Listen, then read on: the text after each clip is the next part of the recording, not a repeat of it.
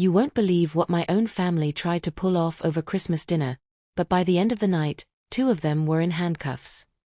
The grand dining room glowed under crystal chandeliers, the air thick with cinnamon, roasted goose, and pine from the towering tree. I raised my glass to thank my wealthy Aunt Vivian for the extraordinary present she'd supposedly sent me. She blinked, fork paused mid-air, and said quietly, "A present? Lauren, I haven't sent you anything yet." The words hit like ice water. I set my napkin down slowly, the clink of silverware fading around us. "But Mom told me you generously gifted me $400,000, so I could finally buy that dream condo I've been saving for." Vivian's eyes narrowed. 400,000? I did wire that exact amount last month. Into the joint account I keep with your mother, Claire, for family emergencies. I told her to pass it straight to you. Across the table, my younger sister Megan choked on her wine, dabbing frantically at the crimson stain spreading across her emerald velvet dress. My mother's hand shook as she reached for her water glass, knuckles white. Neither could look at me. I kept my voice steady. Funny thing is, what showed up at my doorstep was a beat-up old treadmill, rusty, pedals seized, tires flat. "Mom said it was from you, Vivian." A gentle nudge to get me exercising since I'm glued to my computer all day. Vivian turned to my mother, her tone dangerously calm. "Claire, explain." Mom stammered, "It must be a misunderstanding." "No," I interrupted softly, pulling a folder from my bag and sliding it across the damask tablecloth. "It's theft." As a forensic accountant specializing in digital fraud for federal agencies, I'd grown suspicious the moment Megan called 2 weeks earlier, her voice syrupy sweet.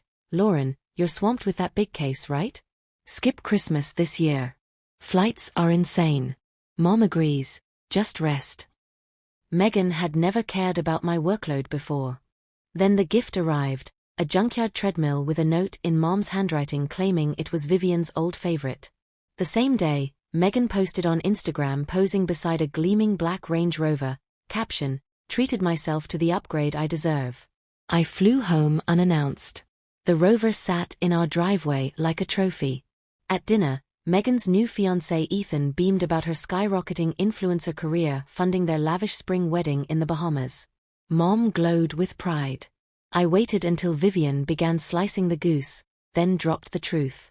Bank records projected on my tablet showed the $400,000 landing in my account, then vanishing 18 hours later into Megan's. The power of attorney granting Mom access? Forged, my signature pieced together from old scans, missing the tiny cross I always add to the L. The wedding venue deposit, $120,000. Designer gown, $35,000. The Rover, paid in full the next day.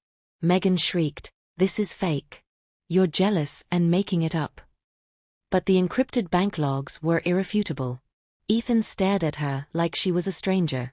"You told me every cent came from brand deals. That car, the ring, all of it?" Vivian was already on the phone. "Yes, officer, I'd like to report embezzlement and identity fraud. The suspects are here now." Megan lunged for my tablet. Mom sobbed about just wanting Megan to have the perfect day. But excuses dissolved as red and blue lights flashed through the windows. As deputies led them out past the twinkling tree, Vivian placed a hand on my shoulder. "I'm proud of you for uncovering this, Lauren. The money will be returned, and next Christmas, I'll make sure the gift reaches you personally." The door closed. The house fell silent except for the crackle of the fireplace.